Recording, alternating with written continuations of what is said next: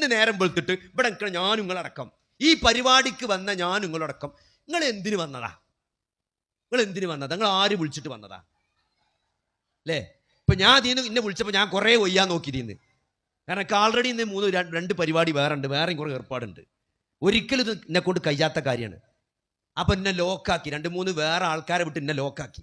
കാരണം നമുക്ക് നോ പറയാൻ പറ്റാത്ത ചില ആൾക്കാർ ഉണ്ടാവുമല്ലോ, ഒരു വന്ന് ചോദിച്ചാൽ നമുക്കൊന്നും ചെയ്യാൻ കഴിയില്ല. അങ്ങനെ ലോക്കാക്കിയിട്ട് വന്നതാണ് ഞാൻ ഇവിടെ. നിങ്ങളിവിടെ അനീഫാക്ക് വിളിച്ചിട്ട് വന്ന അനീഫ പറയുമ്പോ എങ്ങനെ വരാതെക്കും എന്ന് വിചാരിച്ച് വന്നവരുണ്ടോ? നിയത്ത് മാറിപ്പോയി സഹോദരങ്ങളെ. ഇന്നമാ നുത്ഇമുകും ലിവജ്ഹില്ലാ ലാ നുരീദു മിൻകും ജസാഅം വലാ ശുക്റ. സൂറത്തു ഇൻസാനിലെ ആയത്താണ്. വെള്ളിയാഴ്ച സുബഹിക്ക് 2ാമത്തെ റക്അത്തിൽ ഓതുന്ന സൂറത്താണ് സൂറത്തുൽ ഇൻസാൻ. സ്ഥിരമായി വെള്ളിയാഴ്ച കേട്ടുകൊണ്ടിരിക്കുന്ന ആയത്താണ്. ഇന്നമാ നുത്ഇമുകും ലിവജ്ഹില്ലാ ലാ നുരീദു മിൻകും ജസാഅം വലാ ശുക്റ. നിശ്ചയമായും ഞങ്ങൾ അല്ലാഹുവേ, ഞങ്ങൾ ഇവർക്ക് പാവങ്ങൾക്ക് ഭക്ഷണം കൊടുക്കുന്നത്, ഞങ്ങൾ നിങ്ങളെ ഭക്ഷിപ്പിക്കുന്നത് അല്ലാഹുവിന്റെ വജ്ഹ് ഓർത്തുകൊണ്ട് മാത്രമാണെന്നാണ്. ലാ നുരീദു മിൻകും ജസാഅം വലാ ശുക്റ. ഞങ്ങൾ ഒരു പ്രതിഫലവും ഒരു നന്ദി വാക്കും നിങ്ങളിൽ നിന്ന് പ്രതീക്ഷിക്കുന്നില്ല എന്നാണ് വിശ്വാസികൾ പറയാനാണ്. അതിന്റെ തഫ്സീർ ഇങ്ങനെ വായിച്ചു നോക്കണം നിങ്ങൾ. ആ ആയത്തിന് പണ്ഡിതന്മാർ കൊടുത്ത തഫ്സീറുണ്ട് അല്ലേ? നമ്മുടെ നാട്ടിൽ സ്ഥിരമായി സഹായം ചെയ്യുന്ന ആൾക്കാരുണ്ട്. പാവപ്പെട്ടവർക്ക് വീടും ആടും കോയും പൈസയും കിറ്റൊക്കെ കൊടുക്കണവരുണ്ട്. അത് കൊടുക്കുമ്പോൾ ചിലന്മാരൊക്കെ പറയും, എന്ത് പറയും?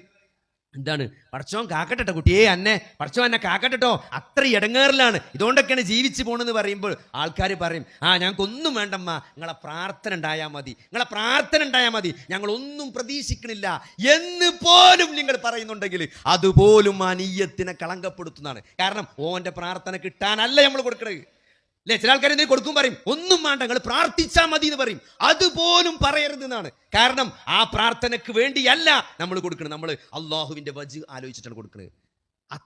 അത്രയും പ്യുവറാണ് നിയ്യത്ത് എന്ന് പറഞ്ഞ സാധനം. ഇന്നിവിടെ നിങ്ങൾ ഹനീഫാക്കാന്റെ മുമ്പിൽ നാളെ എങ്ങനെ ഹനീഫാന്റെ മുഖത്തേക്ക് എങ്ങനെ നോക്കും എന്ന് വിചാരിച്ചിട്ട് നിങ്ങൾ വന്നിക്കണോ? കൂലി പോയി സഹോദരങ്ങളെ അല്ലേ? പെങ്ങളെ കുടിയിരിക്കലുണ്ട്, അല്ല പെരക്ക് അങ്ങനെ ഉണ്ടാക്കി, നാളെ കുടിയിരിക്കലാണ്. അപ്പോൾ ഉമ്മ വിളിച്ചാണ്ട് പറയാണ്, അത് കുറേ കഷ്ടപ്പെട്ട് പെരണ്ടാക്കി അല്ലേ, ജി തിരിഞ്ഞു നോക്കിയിട്ടില്ല, ഈ നാളെ കുടിയിരിക്കലാണ്, അത്യാവശ്യം സാധനങ്ങൾ കൊണ്ടേ കൊടുത്തലാന്ന് പറഞ്ഞു. അങ്ങനെ നമ്മളൊരു ഫ്രിഡ്ജും ടിവിയും 2-3 സാധനങ്ങളൊക്കെ അങ്ങോട്ട് സെറ്റാക്കി. നിങ്ങൾ വിചാരിച്ചോ നാളെ പടച്ചോനേക്ക് കൂലി ഇട്ടുന്ന്? അത് ഉമ്മ പറഞ്ഞിട്ട് കൊടുത്ത്. ആ കൂലി ആർക്കാണ്ടാക്കറിയോ? ഉമ്മാക്ക്. അത് ചെയ്യാൻ പ്രേരിപ്പിച്ചീന്. അത് കൊടുത്ത് ഉമ്മ പറഞ്ഞുകൊണ്ടാണ് നമ്മൾ കൊടുത്ത്, നമ്മളെ മനസ്സിൻ്റെ ഉള്ളിൽ നിന്ന് കൊടുത്തല്ല. അതിപ്പോൾ ഉമ്മ പറയുമ്പോൾ ഇപ്പം എങ്ങനെ കൊടുക്കാതൊക്കെ വിചാരിച്ച് ആരെങ്കിലും പെങ്ങൾക്ക് കുടിയിരിക്കലിന് കൊടുത്താണെങ്കിൽ അതിന് കൂലി ഉണ്ടാവില്ല. പ്രേരിപ്പിച്ച അമ്മാക്കേ കൂലി ഉണ്ടാവുള്ളൂ. നാളെ പരലോകത്ത് വെച്ച് കർമ്മരേഖ തരുമ്പോഴേ നമ്മൾ അന്തം വിടുന്നതാണ്. നമ്മൾ ചെയ്ത കുറേ എണ്ണയിൽ കാണാണ്ടാവില്ല. എന്തേ? നിയ്യത്ത് ശരിയില്ലാത്തോണ്ട്. അല്ലാഹുവിന്റെ വജ്ഹ് ഉദ്ദേശിച്ച് കൊടുത്ത ദാനധർമ്മങ്ങളും പുണ്യപ്രവർത്തനങ്ങളും ഇബാദത്തുകളും മാത്രമേ പടച്ചോൻ സ്വീകരിക്കുള്ളൂ. ഓന്റെ മുഖത്ത് നോക്കേണ്ടി വരില്ലേ? ഇവലൊക്കെ എങ്ങനെ കാണുക? ഓനോട് എന്താ പറയാ? ഇമ്മ പറഞ്ഞോണ്ട് അമ്മോൻ പറഞ്ഞോണ്ട് അമ്മോന്റെ മുഖത്തേക്ക് എങ്ങനെ നോക്കുക അല്ലേ? പഞ്ചായത്ത് പ്രസിഡന്റിന്റെ മുഖത്തേക്ക് എങ്ങനെ നോക്കുക? നമുക്ക് വേറെയും കുറെ കാര്യം നേടാണ്ട്. അങ്ങനെയൊക്കെ നീക്കുപോക്കുകൾ വല്ലതും ചെയ്തിട്ടുണ്ടെങ്കിൽ നാളെ അള്ളാന്റെ കോടതിയിൽ എന്തെങ്കിലും കൂലി കിട്ടുന്നു നിങ്ങൾ യാതൊന്നും പ്രതീക്ഷിക്കേണ്ട സഹോദരങ്ങളെ. അതുകൊണ്ട് ഞാൻ പിന്നെയും പറയാണ്, വെറുതല്ല അഹ്മദ് ബിൻ ഹംബൽ പറഞ്ഞത്. എന്ത്? കർമ്മങ്ങൾ ചെയ്യാനല്ല കൂടുതൽ സമയം വേണ്ടി വരിക, നിയ്യത്ത് നന്നാക്കാനാണ്. ചെയ്യണ കാര്യങ്ങൾ എത്ര ചെറുതാണെങ്കിലും അതിന്റെ നിയ്യത്ത്, പടച്ചോന്റെ തൃപ്തി മാത്രം ഉദ്ദേശിച്ചാലേ നാളെ പടച്ചോന്റെ അടുത്ത് നിന്ന് പ്രതിഫലം കിട്ടുള്ളൂ. അതുകൊണ്ട് ഇത് സീരിയസ് ആണ്. കർമ്മങ്ങൾ സ്വീകരിക്കണമെങ്കിൽ നിയ്യത്ത് നന്നാകണം. രണ്ടാമത്തത് അള്ളാഹുവിന്റെ റസൂലിന്റെ ചര്യ ഉണ്ടായിരിക്കണം. അള്ളാഹുവിന്റെ റസൂലിന്റെ ചര്യല്ലാത്ത ഇബാദത്തുകൾ സ്വീകരിക്കപ്പെടൂല. അള്ളാഹിന്റെ റസൂൽ പഠിപ്പിച്ച നോമ്പാണോ, നിസ്കാരാണോ, ദിക്റാണോ, തസ്ബീഹാണോ, എന്തും സഹോദരങ്ങളെ, എന്ത് അള്ളാഹുവിലേക്ക് അടുപ്പിക്കുന്ന മുഴുവൻ കാര്യങ്ങളും ഞാൻ നിങ്ങൾക്ക് പറഞ്ഞു തന്നിട്ടുണ്ട് എന്നാണ്. സ്വർഗത്തിലേക്ക് അടുപ്പിക്കുന്ന മുഴുവൻ കാര്യം നബി പഠിപ്പിച്ചിട്ടുണ്ട്. നരകത്തിൽ നിന്ന് നിങ്ങളെ അകറ്റുന്ന മുഴുവൻ കാര്യങ്ങളും ഞാൻ നിങ്ങൾക്ക് പറഞ്ഞു തന്നിട്ടുണ്ട് എന്നാണ്. അതുകൊണ്ട് നബി പറയാത്തൊരു നിസ്കാരം, നബി പറയാത്തൊരു നോമ്പ്, നബി പറയാത്തൊരു ദിക്ർ, അങ്ങനെ ഒരു ദിക്ർ ഇല്ല സഹോദരങ്ങളെ. കാരണം അള്ളാഹുവിനെ ഏറ്റവും കൂടുതൽ ഭയപ്പെടുന്നതും അള്ളാഹുവിനെ ഏറ്റവും കൂടുതൽ അറിയുന്നതും അള്ളാഹുവിൽ നിന്ന് വഹി കിട്ടിയവരുമാണ് പ്രവാചകൻ. ആ പ്രവാചകൻ തൻ്റെ ഉമ്മത്തിന് മുഴുവൻ പഠിപ്പിച്ചു കൊടുത്തിട്ടുണ്ട്, ഒന്നും വിട്ടിട്ടില്ല.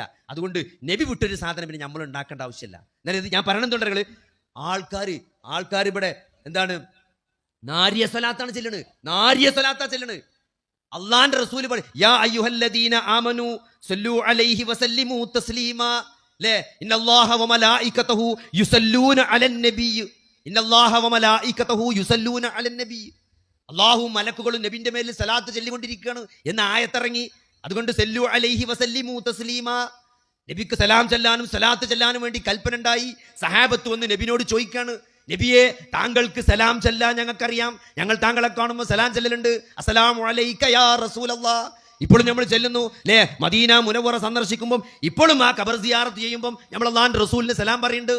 എന്നാൽ എങ്ങനെയാണ് സ്വലാത്ത് ചെല്ലേണ്ടത് എന്ന് ഞങ്ങൾക്കറിയില്ല എന്ന് പറഞ്ഞപ്പോൾ അല്ലാഹുവിന്റെ റസൂല് പഠിപ്പിച്ചു കൊടുത്ത സലാത്താണ് നമ്മൾ നമസ്കാരത്തിൽ ഓതുന്ന സലാത്ത്.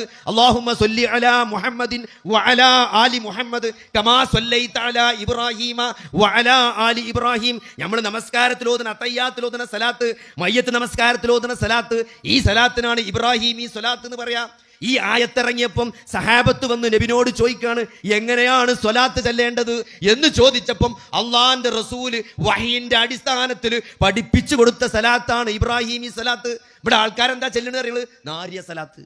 നാരിയ സലാത്ത്. ഒരു ഉമ്മ ഓപ്പറേഷൻ ചെയ്യാൻ വേണ്ടി മാനങ്ങനെ ടേബിൾമ കടത്തി ഇങ്ങനെ ബറക്കുക. പറഞ്ഞു, ഞാൻ ആദ്യമായിട്ടാണ് മനെ ഓപ്പറേഷന് വരുന്നത്, എൻ്റെ ജീവിതത്തിൽ 10 എണ്ണം ഞാൻ പെരീന്ന് വെച്ചിക്കണ്, ഇതേവരെ ഞാൻ ആസ്പത്രിക്ക് പോയിട്ടില്ല, ഇതിപ്പോ ആദ്യമായിട്ടാണ് ആസ്പത്രി, അതുകൊണ്ടാണ് ഞാൻ പേടിച്ച് ബറക്കണം. അപ്പം ഞങ്ങൾ യാസീൻ തരാറുണ്ട്. ഈ പഴയ താത്താർക്കുമാർക്കൊക്കെ യാസീൻ ഇട്ട് കൊടുത്താൽ മതി, ഒരു സമാധാനം കിട്ടും. അപ്പം എൻ്റെ മൊബൈലിൽ ഞാൻ യാസീൻ ഇട്ട് കൊടുത്തു. അപ്പോൾ യാസീൻ ഇങ്ങനെ 25 മിനിറ്റൊക്കെ കിട്ടുള്ളൂ. അപ്പോൾ ഓപ്പറേഷൻ 25 മിനിറ്റ് തീർന്നില്ല. അപ്പോൾ മലക്കൂത്ത് കുല്ലി ഷൈഇൻ വൈലൈഹി തുർജഊൻ എന്ന് പറഞ്ഞോട് കൂടി മുഴുവനാക്കാൻ കൂടി നിന്നിട്ടില്ല. എൻ്റെ അടുത്ത് നാരിയ സലാത്ത് ഉണ്ടോ ചോദിച്ചു. മനെ എൻ്റെ അടുത്ത് നാരിയ സലാത്ത് ഉണ്ടോന്ന്. അപ്പം അമ്മ ഇത് ഖുർആനല്ലേ, നാരിയ സലാത്തിനേക്കാൾ നല്ലതല്ലേ ഖുർആൻ എന്ന് ചോദിച്ചപ്പോൾ അമ്മ എന്താ പറഞ്ഞറിയോ? ഒക്കെ ഒന്നാണ്, ഒക്കെ ഒന്നാ മനെ. അപ്പൊ ഇതാണ് ഇവിടുത്തെ അമ്മമാര് മനസ്സിലാക്കി വെച്ചിരിക്കുന്നത്. ഖുർആനും നാരിയ സലാത്തൊക്കെ ഒന്നാണ്. നിങ്ങൾ ആലോചിച്ച് നോക്കി, നാരിയ സലാത്ത് എന്നുണ്ടായതാണ്, എങ്ങനെയാണ് സ്വലാത്ത് ചെല്ലേണ്ടത് എന്ന് സഹാബത്ത് ചോദിച്ചപ്പം വഹി ഇറങ്ങി പഠിപ്പിച്ചു കൊടുത്താണ് ഇബ്രാഹിമി സ്വലാത്ത്. എന്നിട്ട് ആ സലാത്ത് ചെല്ലാത്ത നാരിയ സലാത്തോ എന്തോ നാരിയ സലാത്തോ എന്തോ സലാത്താ ചെല്ലണ്. നിങ്ങൾ ആലോചിച്ച് നോക്കി സഹോദരങ്ങളെ, എവിടെയാണ് ദീന്? അള്ളാന്റെ റസൂല് പഠിപ്പിക്കാത്ത ഒരു കാര്യവും ഇബാദത്തല്ല എന്നാണ്. ഇബാദത്തിന്റെ കാര്യത്തിൽ കൃത്യമായിട്ട് തോന്നിയമാരി സുബൈന്റെ മുമ്പ് 4 റക്അത്ത് നിസ്കരിച്ചാൻ പറ്റൂല. കാരണം അള്ളാന്റെ റസൂല് 2 നിസ്കരിച്ചിട്ടുള്ളൂ, അങ്ങനെ നീട്ടി നിസ്കരിച്ചാൻ പറ്റൂല. ഐഷാ റളിയല്ലാഹു അൻഹ പറഞ്ഞെന്തറിയോ? അള്ളാന്റെ റസൂല് സുബൈന്റെ മുമ്പ് 2 റക്അത്ത് ഭയങ്കര സ്പീഡിലാണ് നിസ്കരിച്ചിരുന്ന. ഇടയ്ക്ക് എനിക്ക് തോന്നുന്നു നബി ഫാത്തിഹ തന്നെ ഓതിയിട്ടില്ലെന്ന്. അപ്പൊ അങ്ങനെ അതിൽ അൽബക്കർ ഓതികാണ്ട് സുബൈന്റെ മുമ്പ് സുന്നത്ത് നിസ്കരിച്ചാൻ പറ്റൂല. എല്ലാത്തിനും പ്രവാചകന്റെ മാതൃകയുണ്ട്, കുറച്ച് സ്പീഡിൽ തന്നെ നിസ്കരിക്കണം സുബൈന്റെ മുമ്പുള്ള സുന്നത്ത്. അപ്പൊ അതുകൊണ്ട് ഇതിനൊക്കെ മാതൃക ഉണ്ട്. തോന്നിയമാര് ഇബാദത്തിന്റെ വിഷയത്തിൽ മാതൃക ഉള്ളതേ ചെയ്യാൻ പറ്റുള്ളൂ, മാതൃക അല്ലാത്തത് ചെയ്യാൻ പറ്റൂല. അപ്പോഴേ ദീനാവുള്ളൂ. നാളെ ഹൗദുൽ കൗസറിന്റെ അടുത്തേക്ക് ഹൗദുൽ കൗസർ ഈ ഉമ്മത്ത് വെള്ളം കുടിക്കാൻ വേണ്ടി ചെല്ലും. നബിന്റെ കൈ കൊണ്ട് ഹൗദുൽ കൗസറിൽ വെള്ളം കിട്ടും.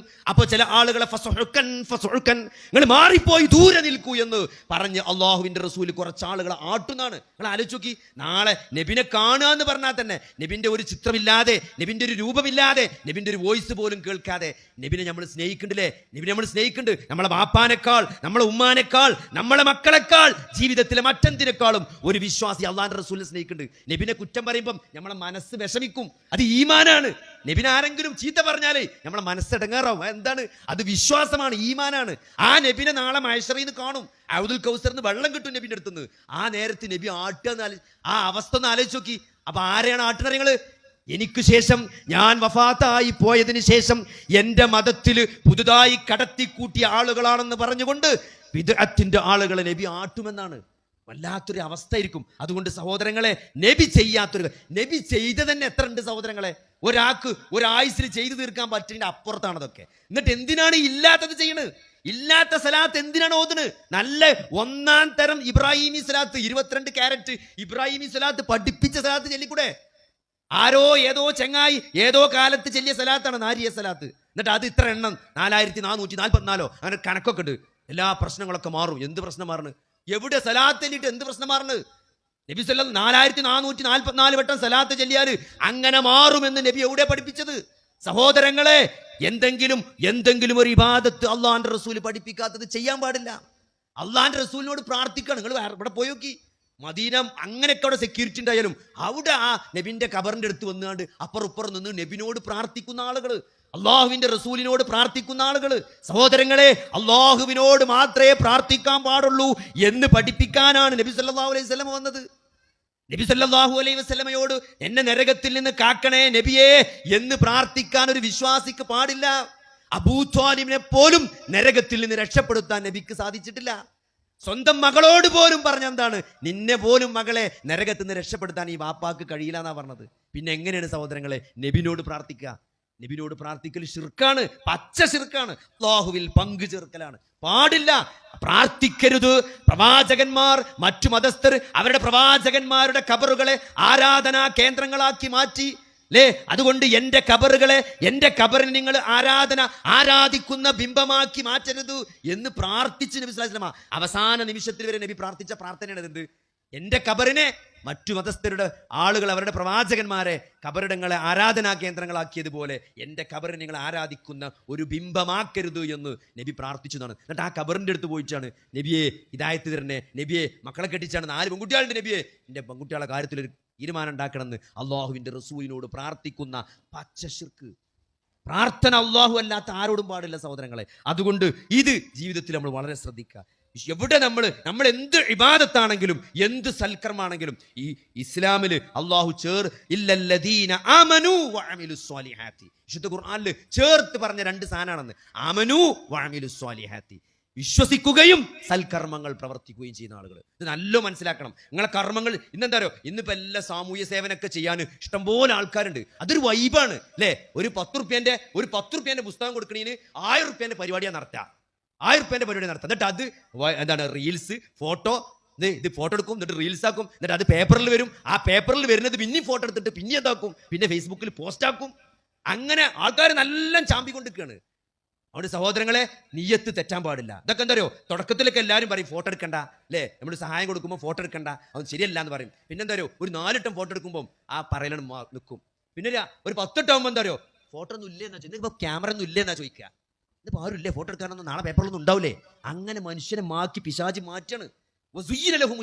ശൈത്താൻ ഭംഗി ആക്കി കാണിക്കും. കാരണം എന്താ വെച്ചാലോ, ശൈത്താന്റെ ആഗ്രഹം ഇത് ഒരു കൂലിയും കിട്ടിയൊക്കെ പൊളിച്ചു കളയണം എന്നാണ്. അതുകൊണ്ട് സഹോദരങ്ങളെ, ഒരു ചെറിയ സൽക്കർമ്മം ചെയ്യുമ്പോൾ പോലും അതിന്റെ നിയ്യത്ത് തെറ്റാൻ പാടില്ല. ആരെങ്കിലും കാണാനോ കേൾക്കാനോ അറിയാനോ വേണ്ടിയിട്ടല്ല നമ്മൾ സൽക്കർമ്മങ്ങൾ ചെയ്യുന്നത്. അതുകൊണ്ട് നിയ്യത്തി മാറിപ്പോണൊരു അവസ്ഥയെ നമ്മൾ ഭയപ്പെടണം. പിന്നെ വിശ്വാസം, നല്ല വിശ്വാസം, തൗഹീദ് ഉണ്ടെങ്കിൽ മാത്രമേ കർമ്മങ്ങൾ സ്വീകരിക്കുള്ളൂ അല്ലേ? അബ്ദുല്ലാഹിബ്നു ജുദ്ആൻ എന്ന് പറഞ്ഞ ജാഹിലിയത്തിൽ ഒരു അറബിണ്ടായിരുന്നു. അബ്ദുല്ലാഹിബ്നു ജുദ്ആൻ അറിയാത്ത മക്കയിലെ ഖുറൈശികളും മക്കയിലെ മുശ്രിക്കുകളും ആരും, അന്ന് മക്കയിലെ ഒരു കുട്ടിക്ക് പോലും അറിയാത്ത വ്യക്തിയല്ല അബ്ദുല്ലാഹിബ്നു ജുദ്ആൻ. ആയിഷ റളിയല്ലാഹു അൻഹ നബിയോട് ചോദിക്കുന്നുണ്ട്, അബ്ദുല്ലാഹിബ്നു ജുദ്ആൻ സ്വർഗ്ഗത്ത് പോകുമെന്ന് ചോദിക്കുന്നുണ്ട് നബിയോട്. കാരണം എന്താ പറയുക, അബ്ദുല്ലാഹിബ്നു ജുദ്ആൻ എന്ന അത്രയും വലിയ ധർമ്മിഷ്ഠനായിരുന്നു. അയാളെ കഥ കാണാൻ, ചരിത്രത്തിൽ കാണാൻ പറ്റും. അയാൾ ഒരു ബക്കുട്ടി ചങ്ങായിരുന്നു അല്ലേ? ചില നാട്ടിലൊക്കെ നല്ല വാപ്പാർക്ക് നല്ല തറവാട്ടിൽ നല്ല സാമൂഹ്യ സേവനം, നല്ല പ്രമാണിയായി നിൽക്കുന്ന വാപ്പാർക്ക് ചിലപ്പോൾ കുരുത്തം കെട്ട മക്കളുണ്ടാവും. എന്നിട്ട് തന്നെ പറയിപ്പിച്ചാൻ, എല്ലാവരും പറയും പറയിപ്പിച്ചാൻ ഒരു മകൻ ഉണ്ടായതാണ് അറിയും. എങ്ങനെ നന്നാക്കിയാലും നന്നാവില്ല. എല്ലായിടത്തും പോയി തല്ലും കുത്തും കച്ചറയും വെട്ടലും കൊത്തലും. അവസാനം വാപ്പിയും മൂത്താപ്പിയും കൂടി തീരുമാനിച്ചു ഓനെ ഇവിടുന്ന് നാട് കടത്താൻ തീരുമാനിച്ച വിവരം ഓനെ അറിയും. അങ്ങനെ നാട് കടത്തി അപമാനിക്കേണ്ട വെച്ചിട്ട് ഓൻ തന്നെ സ്ഥലം വിടും. എവിടെങ്കിലും പോയി കടന്ന് മരിച്ചവർ അങ്ങനെ തെണ്ടി നടന്ന് അവസാനം 2 മലന്റെ അടിയിൽ ഒരു വിടവിൽ ഒരു ഗ്യാപ്പിൽ എത്തിപ്പെടുന്നതാണ്. അവിടെ ആണ് കയറി നോക്കുമ്പോൾ അവിടെ നിറച്ച് സ്വർണത്തിന്റെ കൂമ്പാരം കാണുന്നതാണ്. ഇത് ചരിത്രമാണ്. അങ്ങനെ മൂപ്പരെന്ത് ചെയ്യോ, അതിന് നല്ല കിട്ടണമൊക്കെ കൂടി എടുത്തു പോകുന്നത് നാട്ടിലേക്ക് വരും. എന്നിട്ട് വാപ്പാനോട് പറയും, ഞാൻ ചെയ്ത അക്രമത്തിനൊക്കെ ഞാൻ എന്ത് ചെയ്യാറുകൾ, ഞാൻ വെട്ടിയും കൊന്നയും കൊലപ്പെടുത്തിയും പരിക്കേൽപ്പിച്ച ആൾക്കാർക്കൊക്കെ നഷ്ടപരിഹാരമായിട്ടാണ് ഞാൻ വന്നത്.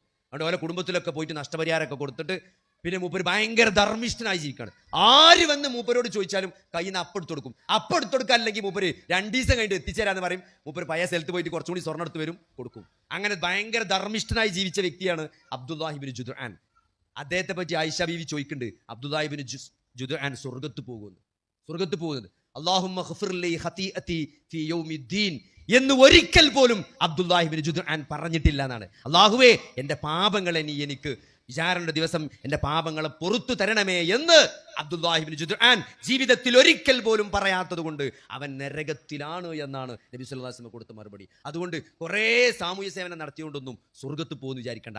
ആദ്യം വേണ്ടത് വിശ്വാസമാണ്, അഖീദയാണ്, ശരിയായ തൗഹീദാണ്. അതില്ലെങ്കിൽ ഒരു കർമ്മങ്ങളും നാളെ അള്ളാഹു സ്വീകരിക്കൂല. വലിയൊരു ചെമ്പ് ബിരിയാണി ചെയ്യാണ്ട് അതിലൊരു തുള്ളി മണ്ണെണ്ണാക്കിയാൽ ആ ബിരിയാണി ആർക്കും പറ്റൂല. അത്രയും മോശമാണ് ആ ബിരിയാണി, മണ്ണെണ്ണ ചോയ്ക്കണ ബിരിയാണി. ഒരാളും തിന്നൂല. സംഭവങ്ങൾ എന്ത് അണ്ടിപ്പരിപ്പിട്ടാലും എന്ത് മുന്തിരിയിട്ടാലും എന്തൊക്കെ അതിലിട്ടാലും സഹോദരങ്ങളെ മണ്ണെണ്ണന്റെ ചോയുണ്ടോ ആൾക്കാർ തിന്നൂല. അതേപോലെയാണ് ഷിർക്ക് എന്നത്. എത്ര നമ്മൾ സൽക്കർമ്മങ്ങൾ ചെയ്താലും നമ്മൾ അല്ലാഹു അല്ലാത്തൊരു ശക്തിയിലേക്ക് ബദരീങ്ങളെ കാക്കണേ, മൊയ്തീൻ ശൈഖെ രക്ഷിക്കണേ, അല്ലെങ്കിൽ ഏതെങ്കിലും ജാറത്തിലോ ഏതെങ്കിലും മക്ബറയിലോ പോയി അവിടുത്തെ കയറോ നൂലോ കൊണ്ടുവന്നിട്ട് ഏതെങ്കിലും അല്ലാഹു തരാത്തൊരു ഖൈർ വേറെ ആരെങ്കിലും കൊണ്ടുതരുമെന്ന് ആരെങ്കിലും വിശ്വസിക്കുന്നുണ്ടെങ്കിൽ, എന്നെ ജീവിതത്തിലെ ബാധിച്ച പ്രയാസങ്ങൾ ഈ നൂലുകൊണ്ട്, ആ ജാറത്തിലെ വെള്ളം കൊണ്ട്, അതിന്റെ ബർക്കത്ത് കൊണ്ട് മാറുമെന്ന് ആരെങ്കിലും വിശ്വസിക്കുന്നുണ്ടെങ്കിൽ അവൻ അല്ലാഹുവിൽ പങ്കു ചേർത്തിട്ടുണ്ട്. ഏത് ഖൈറും ഷർറും അത് അള്ളാഹുവിന് മാത്രമേ തരാൻ കഴിയുള്ളൂ. അള്ളാഹു തരാത്തൊരു ഖൈർ ഒരു സൃഷ്ടിക്കും കൊണ്ടുതരാൻ കഴിയില്ല. അള്ളാഹു മാറ്റിത്തരാത്തൊരു ഷർറ് ഒരാൾക്കും മാറ്റിത്തരാൻ കഴിയില്ല. അതാണ് തൗഹീദ്. ആ വിശ്വാസം അല്ലെങ്കിൽ സകല കർമ്മങ്ങളും പൊളിഞ്ഞു പോകും. നിങ്ങൾ എത്ര കോടിക്കണക്കിന് ധർമ്മം കൊടുത്താലും, നിങ്ങൾ എത്ര മരിക്കോളം സുന്നത്ത് നോമ്പ് നോറ്റാലും, നിങ്ങൾ ഖുർആൻ ഓതി ഖുർആന്റെ മുകളിൽ മൂട് മരിച്ചാലും നിങ്ങളെ കർമ്മങ്ങൾ അല്ലാഹു സ്വീകരിക്കൂല സഹോദരങ്ങളെ. ഇത് സത്യമാണ്, ഹക്കാണ്. അതുകൊണ്ട് അതാണ് തൗഹീദ്. അതുകൊണ്ട് അതിലൊരു കളങ്കം ഉണ്ടാകാൻ പാടില്ല. ആദ്യം വേണ്ടത് വിശ്വാസമാണ്. രണ്ടാമത് ശരിയായ നീയത്തോടു കൂടിയാണ് കർമ്മങ്ങൾ ചെയ്യേണ്ടത്. മറ്റാരുടെയെങ്കിലും സന്തോഷമോ അല്ലെങ്കിൽ തൃപ്തിയോ പൊരുത്തോ ഓൻ എന്തെങ്കിലും വിചാരിക്കുന്നോ മറ്റയാളുടെ മുമ്പിൽ എങ്ങനെ ഇത് പറയാമെന്നോ പേടിച്ചിട്ട് നിങ്ങൾ എന്തെങ്കിലും പറഞ്ഞിട്ടോ ചെയ്തിട്ടുണ്ടെങ്കിൽ അതിന് അള്ളാഹുവിൻ്റെ കോടതിയിൽ നിന്ന് ഒരു പ്രതിഫലം ഉണ്ടാവില്ല. കാരണം അതിൻ്റെ നീയത്ത് തകരാറായി പോയിട്ടുണ്ട്. അതുകൊണ്ട് ചെയ്യണ കർമ്മങ്ങളെ നീയത്ത് നന്നാക്കാൻ പരമാവധി ശ്രമിക്കുക.